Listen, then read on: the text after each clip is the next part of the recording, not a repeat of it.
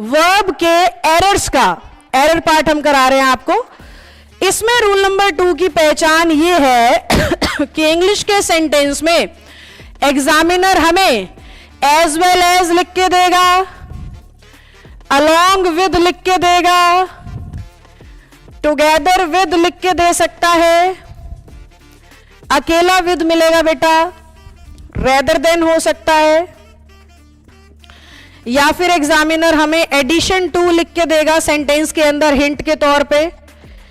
ये नहीं मिला तो लाइक शब्द हो सकता है, डिसलाइक शब्द पे भी हमारा रूल अप्लाई होगा। ये भी नहीं मिला तो एंड नॉट लिख करके दे सकता है।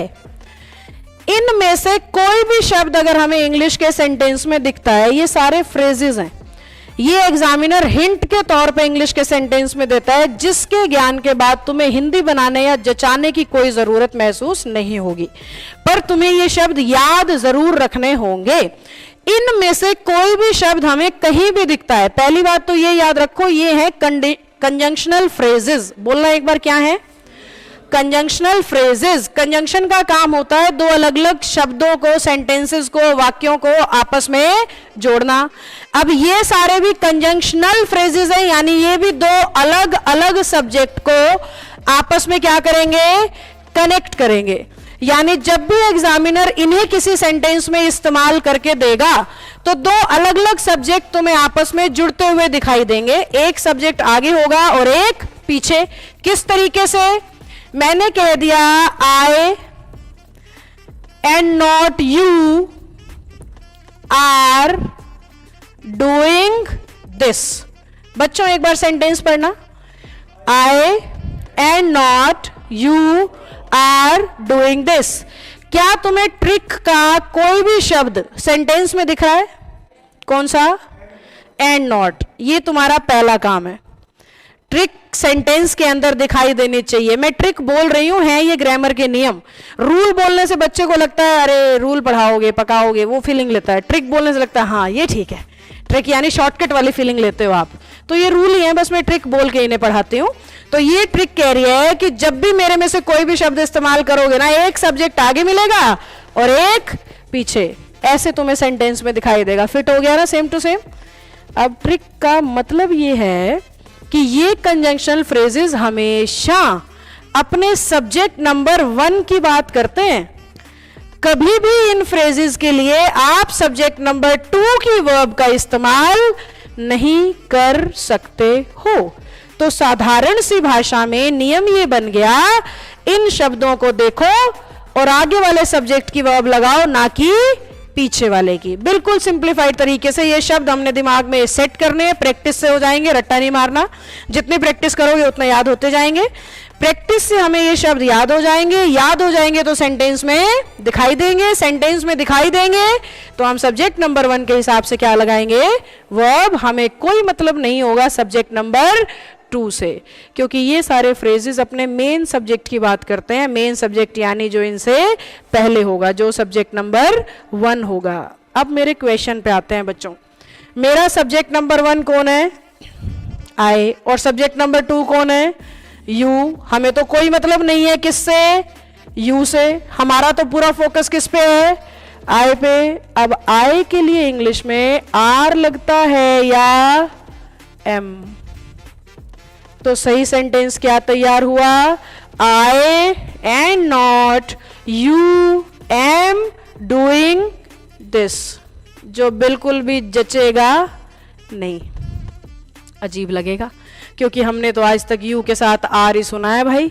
हमने तो यू के साथ वर ही देखा है भाई। ये कौन से जमाने की अंग्रेजी है कि आप यू के साथ हमें एम लगाना सिखा रहे हो?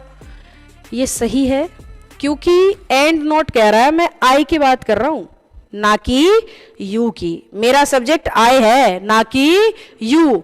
यू तो सिर्फ दिख रहा है तुम्हें बेवकूफ बनाने के लिए, तुम्हारे नंबर काटने के लिए। एग्जामिनर का काम क्या है? क्वेश्चन को उलझाना, जिससे तुम्हें कंफ्यूज करके तुम्हारे नंबर काटे जा सकें। तो जब वो एरर बनाएगा इसी के 4 टुकड़े कर देगा। और तुम्हें बस इतना पता होना चाहिए कि भाई एंड नॉट तो पहले सब्जेक्ट की वर्ब लेता है, आपने तो दूसरे सब्जेक्ट की वर्ब लगा दी, और पहले सब्जेक्ट की वर्ब लेता है तो आई के हिसाब से लगाएंगे हम एम। तो एक बार सही सेंटेंस क्या बना, सारे बच्चे पढ़ेंगे। I and not you am doing this. तुम्हारी तसल्ली के लिए हिंदी बना के दिखा रही हूं, ध्यान से सुनना। मैं ना कि आप इस काम को कर रहा हूं। मैं ना कि आप, तो काम को कौन कर रहा है? मैं। बात किसकी हो रही है? मेरी। तो वो अब किसकी आएगी? मेरी, ना कि आपकी। समझ में आया सेंटेंस क्या कह रहा था? आसान इंग्लिश में इसी सेंटेंस को पढ़ते हैं बेटा। I am doing this and not you. I am doing this and not you. अब ऐसे लिखे तो सही लगता है, I am doing this and not you, ऐसे जच रहा है। ये हमारी नॉर्मल इंग्लिश है, लिखा तो यही हुआ है, बस स्ट्रक्चर ऐसा बना दिया कि कंफ्यूज कर रहा है बच्चे को। लिखा तो यही हुआ है, I am doing this and not you, बस सेंटेंस का स्ट्रक्चर ऐसे कंपाइल कर दिया कि आपको कंफ्यूज करके नंबर काटे जा सकें। इसीलिए तो ट्रिक्स जरूरी हैं हिंदी और जचावट की बजाय, इसीलिए तो ग्रामर का ज्ञान जरूरी है जचावट और हिंदी की बजाय। मैं हिंदी बनाने की विरोधी नहीं हूं, पर मुझे ये अच्छे से पता है कि हमारा हरियाणा का बच्चा उतनी सही हिंदी बना ही नहीं पाता है जिस लेवल तक पहुंचने की जरूरत है। और वो हिंदी बनाना सीखना शुरू कर चुका है पिछले 10-15 सालों से। अगर वो उसको आनी होती तो आज तक आ चुकी होती। अगर वो हिंदी बनानी नहीं आ रही है तो मेरे को सीधा सीधा सा समझ आ जाना चाहिए कि नेहा तेरे को तरीका बदलने की जरूरत है, हिंदी वाली मेथड से बच्चों को नहीं आ रहा है। उस रीजन से मैं तुम्हें ऐसे पढ़ाती हूँ कि तुम्हें हिंदी ना बनानी पड़े, तुम्हें जचाना ना पड़े। तुम्हारा काम इतना ही है, इन शब्दों को देखो और पहले सब्जेक्ट की क्या लगा दो, वर्ब लगा दो। जब इस तरीके से पढ़ते पढ़ते तुम्हें इंग्लिश आने लग जाती है ना, फिर तुम किसी तरीके से कोई किताब पढ़ो, समझो आ जाएगा। सबसे बड़ा डर ही तो है, मन में डर है ना, नहीं आ रही, आज तक नहीं आई। वो डर जिस दिन मैंने निकाल दिया उस दिन तो खुद ही करने लग जाओगे, क्योंकि तुम्हें इंग्लिश पहले से आती है। मैंने तो बस याद दिलानी है, आती तो तुम्हें पहले से है। जो बचपन में सीख के आए हो वही सब सिखाना है मैंने, पर भूल गए हैं। हमें अपने ऊपर भरोसा नहीं है कि हमें आती है। वो रामायण में नहीं था, हनुमान जी अपनी ताकत भूल गए थे, तो वैसे ही तुम हनुमान हो और मैं तुम्हें शक्तियां याद दिलाने आई हूं कि इंग्लिश तुम्हें आती है बच्चों। बस याद करो, थोड़ा सा तरीका बदलो और बड़ी सारी प्रैक्टिस करो, बात बन जाएगी।